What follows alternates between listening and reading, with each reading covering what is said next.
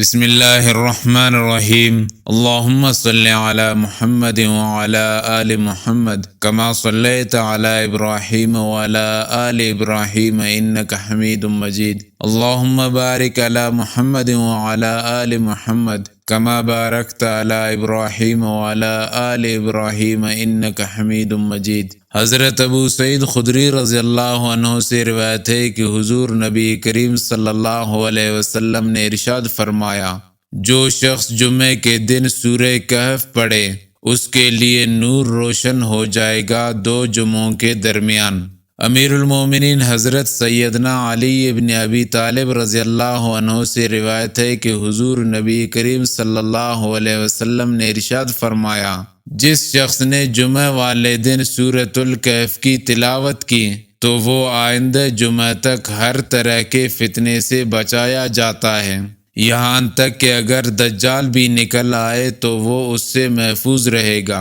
اسی طرح حدیث مبارکہ میں آتا ہے کہ جس شخص نے سورہ کہف کی پہلی 10 آیتیں حفظ کر لی اور پابندی سے پڑھتا رہا وہ دجال کے فتنے سے بچا دیا جائے گا۔ اسی طرح آخری 10 آیتوں کے متعلق بھی روایت آتی ہے، اور اسی طرح ایک روایت میں یہ بھی آتا ہے کہ جو شخص سورہ کہف کی پہلی 3 آیتیں پڑھتا رہے گا وہ بھی دجال کے فتنے سے محفوظ رہے گا۔